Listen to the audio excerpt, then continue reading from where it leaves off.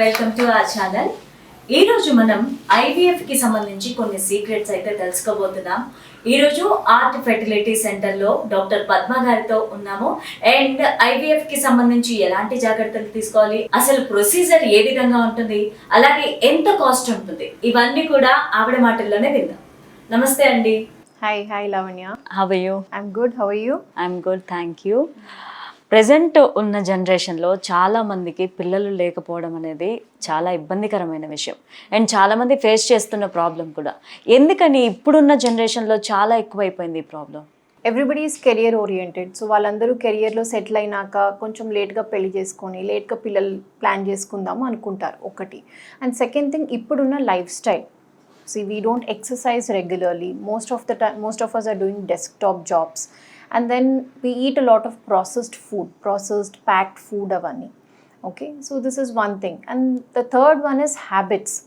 Stress valla valaki nidara sarigga lekapotam okati. And in order to overcome that stress, they either smoke or they go into alcohol.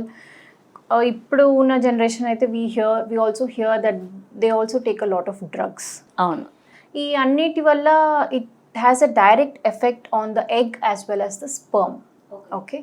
And వీటితో పాటు I personally feel now the person to person connect is decreased. మనం ఎక్కువగా ఎప్పుడు ఎవరితో time spend చేస్తాం, we spend time with phone. So even if you are married, the couple is not spending time with each other. They are more comfortable spending time with phone on social media.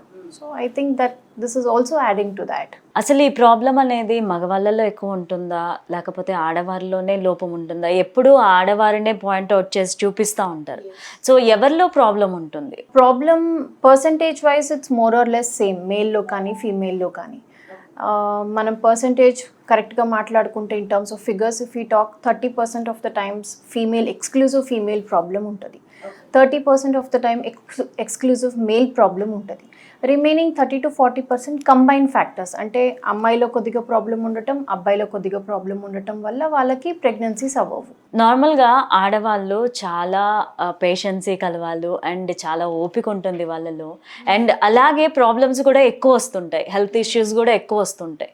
And ఎక్కువ ఆడవాళ్ళకి ఇలాంటి అంటే పిల్లలు లేకపోవడం, పిల్లలు కలగకపోవడం and late అవ్వడం, ఇవన్నీ ఎందుకు వస్తూ ఉంటాయి? Most of the times what happens, పిల్లలు పుట్టకపోతే our society attributes it to a female problem. Okay, so పిల్లల్ని కనటం, పిల్లల్ని పెంచటం, they think it is the responsibility of the mother. Okay, women identify themselves being a mother. Okay, so అది కనుక late అయినా కానీ or if they are deprived of that, they become very emotionally stressed. And this stress, emotional stress అనేది వాళ్ళ fertility మీద చాలా impact పడుతుంది. So as a society, we have to support them. Okay, it's not just her fault. There could be fault in the men also. And ఇప్పుడు ఏంటి, మగవాళ్ళు problem ఉంది అనేది అంత ఓపెన్గా చెప్పరు. సో ఇప్పుడు వైఫ్ కూడా ఏం చేస్తారు, even though problem is with husband, they will take the blame on themselves. Okay, so చాలామందికి ఈ రోజుల్లో ఐవీఎఫ్కి వెళ్ళడం అనేది ఇంపార్టెంట్ అయిపోయింది. ఎవరికి న్యాచురల్ ప్రెగ్నెన్సీ అనేది మోస్ట్లీ రావట్లేదు కూడా. సో ఎందుకని రావట్లేదు అండ్ ఐవీఎఫ్ ప్రొసీజర్ ఏ విధంగా ఉంటుంది? న్యాచురల్ ప్రెగ్నెన్సీ అవ్వకపోవటానికి one maybe delayed pregnancy plan చేసుకోవటం is one of the reason. And second thing is probably they not doing frequent intercourse కూడా చేయకపోవటం. ఓకే, బికాస్ ఆఫ్ వాళ్ళ వర్క్ షెడ్యూల్స్ అయి ఉండొచ్చు. ఒకరు మార్నింగ్ వర్క్ చేస్తారు, ఒకరు ఈవినింగ్ వర్క్ చేస్తారు. సో వాటి వల్ల, and then they are lifestyles and all that. ఇప్పుడు whatever the reason could be, if they land up or if they have decided to go for IVF, then the process is not very painful. Okay, మనం జనాలు అనుకున్నట్టు చాలా painful process అట్లయితే ఏమి ఉండదండి. Okay, so initial IVF ప్రాసెస్లో you can divide the entire process into 2 halves. So first half is where we grow the women's eggs by giving injections. ఇప్పుడు ఈ injections of course I agree daily తీసుకోవాల్సి ఉంటుంది, but these are simple injections like your insulin injections. They not very painful. And egg pickup కూడా it's simple needle procedure. Okay, anaesthesia ఇచ్చి మనం just needle prick ద్వారా మనం ఆ egg collection అనేది తీసుకుంటాం. Okay, so it's not very painful. యాక్చువల్గా ఈ రోజుల్లో చాలామంది కూడా స్క్రీన్కి అటాచ్ ఎక్కువైపోతుంది అండ్ చాలామంది ప్రైవేట్ వీడియోస్ కూడా చూస్తూ ఉన్నారు. దీనివల్ల కూడా స్పర్మ్ కౌంట్ ఏమన్నా తగ్గే ఛాన్సెస్ ఉన్నాయా? స్పర్మ్ కౌంట్స్ తగ్గకపోవచ్చు, okay, but they are threshold for stimulus, like they can have erection problem, okay, person to person connect, okay, those kind of emotional bonding can definitely be affected, okay, and it's a kind of addiction. Even with phone, when you're continuously scrolling something, it's a kind of addiction. మీకు తెలియకుండానే మీరు గంటలు phone లోనే ఉండిపోతారు. Doctor గారు, ఎలాంటి food తీసుకుంటే infertility problem అనేది రాకుండా ఉంటుంది ఉమెన్లో are మెన్లో? So more of what you can say colored fruits and vegetables. If colored fruits and vegetables lo, they are rich in antioxidants, okay, so they keep your body healthy, even in terms of skin, hair, or even your egg quality. These antioxidants are very important to keep the body healthy, okay. So you can include these colored fruits, vegetables, even broccoli ayi undachu, your bell peppers, and you can take good amount of palak, green leafy vegetables, kiwi fruits, orange, colored fruits, whatever, okay. So these will have very good amount of antioxidants. So ivi regular diet lo include chesukotam chala important. Apart from that, your dry fruits and nuts, seeds like pumpkin seeds, sunflower seeds, they are rich in omega-3 fatty acids, okay. So you can take them, and along with that, fish is also rich in omega-3 fatty acids. So fish is one of the important source. So and protein kuda content baaguntadi, and egg whites, okay. So it's easily digestible and protein content is good, and it has good amount of vitamin A also. So you can include these foods in your diet to improve your egg quality and sperm quality. And apart from that, sleep is very important. At least 6 to 8 hours of sleep you have to maintain. And doctor గారు, ఈ మధ్య చాలామంది diet maintain చేస్తున్నామను, లేకపోతే marriage అయిన తర్వాత కూడా చాలా gap తీసుకుంటున్నారు పిల్లలకి కనడానికి. అండ్ అలా గ్యాప్ తీసుకోవడం మంచిదేనా? అంటే సర్టెన్ ఏ ఏజ్ వరకు అలాంటి గ్యాప్ తీసుకోవచ్చు? See, if you are young, if you are married at 23 years or 24 years, it is okay if you postpone planning pregnancy for 2 years or 3 years. But if you are married at 30 years లేదా 35 yearsకి మీరు పెళ్లి చేసుకున్నారు, అప్పుడు postponing pregnancy for a longer time is not good. But yes, మీరు డయట్లో changes చేసుకొని మీ body weight అంతా కంట్రోల్ చేసుకొని, then if you want to plan for pregnancy maybe 6 months, 1 year you can, but after that you have to start planning for pregnancy. So after marriage ఎప్పుడు IVF సెంటర్కి రావచ్చు? అంటే న్యాచురల్గా pregnancy try చేసినా రాకపోతే ఏ సిచ్యువేషన్లో, అంటే ఎన్ని ఇయర్స్ తర్వాత రావచ్చు అంటారు? లెస్ దెన్ 35 years ఉన్న కపుల్స్కి అయితే 1 year వరకు వాళ్ళు ట్రై చేయొచ్చు. So in 1 year if they don't conceive, then they can approach of doctor for evaluation, basic evaluation. అవి కాకుండా వాళ్ళకి ఏమన్నా సర్జరీస్ అయి ఉంటే, ఓవరీస్ మీద ఏమైనా సర్జరీస్ అయి ఉండి, లేదా వాళ్ళకి ఆల్రెడీ ట్యూబ్లో ఇన్ఫెక్షన్ ఉంది అని తెలుసున్నా, లేదా మేల్ పార్ట్నర్లో వాళ్ళకి ఎరెక్షన్ ప్రాబ్లం ఉన్నా, హస్బెండ్ అండ్ వైఫ్ కలవటానికి ప్రాబ్లం ఉంటే, then in those scenarios they will have to approach early. Otherwise till 1 year they can try naturally without any contraception. If they have tried for 1 year and if they have not conceived, then a basic evaluation at least they can get it done. If basic evaluation comes out to be normal, they can continue for another 6 months to 1 year to try naturally. ఇప్పుడు ఆడపిల్లల్లో drinking and smoking habits కూడా పెరిగిపోతున్నాయి, and మగవాళ్ళతో ఈక్వల్గా చేస్తున్నారు, కొంచెం ఎక్కువనే చెప్పచ్చు, ప్యాషన్గా feel అవుతూ ఉన్నారు. సో అలాంటి వాళ్ళల్లో ఇన్ఫెర్టిలిటీ అనేది ఎక్కువైపోతుంది. సో ఎందుకు అవుతుంది? అలాగే అలాంటి ప్రాబ్లం రాకుండా ఉండాలంటే ఏం చేయాలి? Yes, definitely smoking and alcohol, రెండు it will have an effect on the egg quality. ఇప్పుడు స్మోకింగ్, మనకి ప్యాసివ్ స్మోకింగ్ తీసుకున్నా కూడా that will directly impact the egg quality. ఇప్పుడు most of we say that life is born from an egg, okay. So egg quality మంచిగా ఉండటం చాలా important. 70 to 80% of the embryo అంటే baby, so baby quality కానీ baby formation కానీ depends upon the egg quality.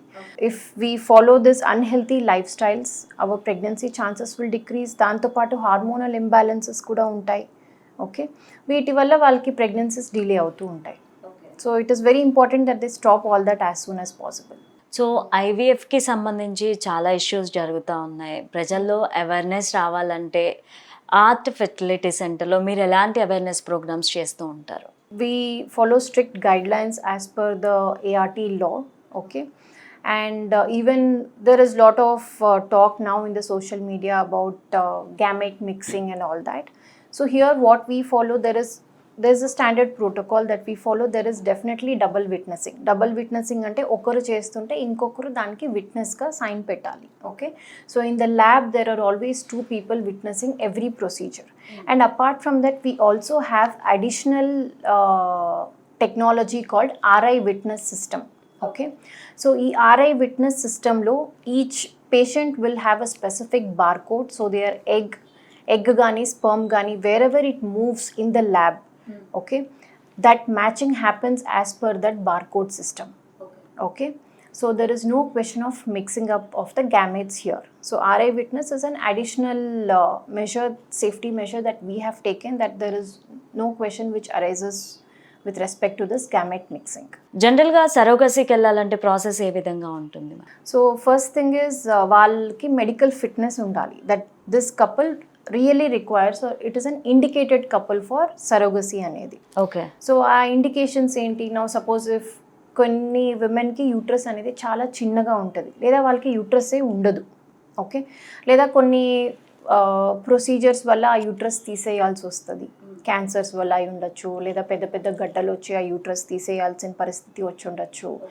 So those kind of women who are still young, వాళ్ళకి egg counts మంచిగా ఉండి వాళ్ళకే బేబీ కావాలి అనుకున్నప్పుడు that is one indication.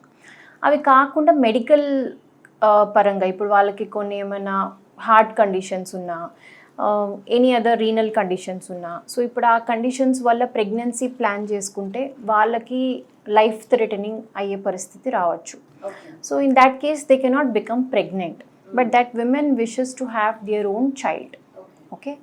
So in that case they can opt for surrogacy. So first thing is that this couple is really eligible or they require surrogacy ane daniki, as a fertility doctor we will first give a letter that this is the couple requiring surrogacy. Okay. ఇప్పుడు మేము కాకుండా ఇంకొక government doctor కూడా వాళ్ళు certify చేయాలి that this couple requires surrogacy and this is an indicated cases అని, okay?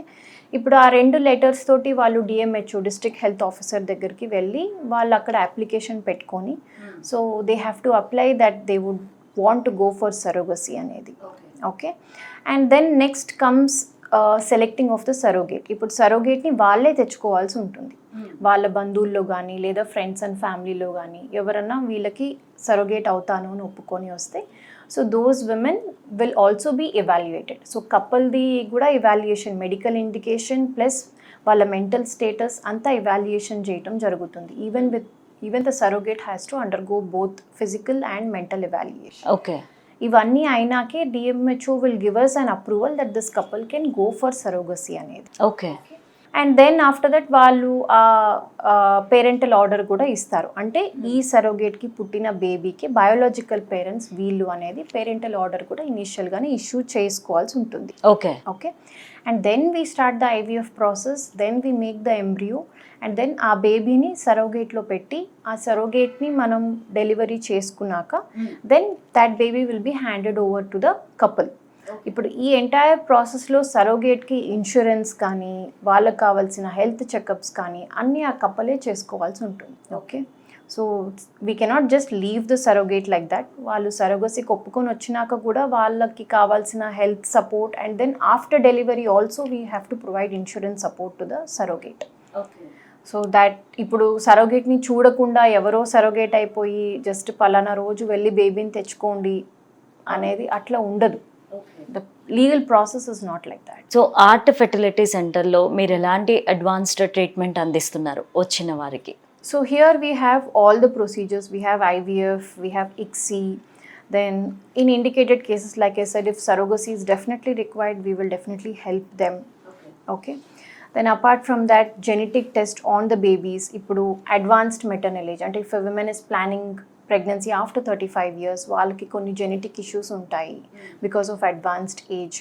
So వాళ్ళకి PGTA technology కానీ లేదా వాళ్ళకి ఆల్రెడీ ఫ్యామిలీ హిస్టరీలో కొన్ని జెనెటిక్ ఇష్యూస్ ఉండి అది వాళ్ళకి నెక్స్ట్ జనరేషన్కి పాస్ అవుతుంది అనుకుంటే దానికి కూడా మనకి we have advanced genetic test like PGT-M or if parents are carrier of some chromosomal abnormalities, then we offer PGT SR. So yes, we have all the advanced technologies here. Doctor గారు నార్మల్గా ఏ age వరకు ఐవీఎఫ్కి వెళ్ళొచ్చు అంటారు? So as per ART law, so 21 to 50 years they can avail surrogacy services. Men kaite the upper age limit is capped at 55. So మీరు చూసిన కేసెస్లో, మీ ఎక్స్పీరియన్స్లో risk చేసిన case ఏదైనా ఉందా? అండ్ వెంటనే సక్సెస్ అయిన కేసు ఏదైనా ఉందా? సో మాకు ఇక్కడ we see a lot of African population. So ఈ ఆఫ్రికన్ పాపులేషన్కి ఏంటి అంటే ఏఎంహెచ్ లెవెల్స్ అంటే ఎగ్ నంబర్స్ అనేది చాలా తక్కువ ఉంటాయి. So their AMH levels will be like 0.1, 0.2, 0.3. Okay, now ఇట్లాంటి పేషెంట్స్కి if we give a regular protocol what we give for our patients, it will not work for them. So for these kind of patients we try different protocols, and with them వాళ్ళకి ఒక egg 2 eggs వచ్చినా కూడా we still try and make an embryo and most of them conceive. Okay. So even with that kind of population, our clinic is maintaining a success rate of 60 to 65%, which is good. Thank you so much doctor, చాలా valuable information ఇచ్చారు. Thank you so much. So తల్లి అవ్వడం అనేది ఒక కళ. ఆ కళని నెరవేర్చుకోవాలంటే మీరు కూడా ఆర్ట్ ఫెర్టిలిటీ సెంటర్కి రండి. Thank you for watching.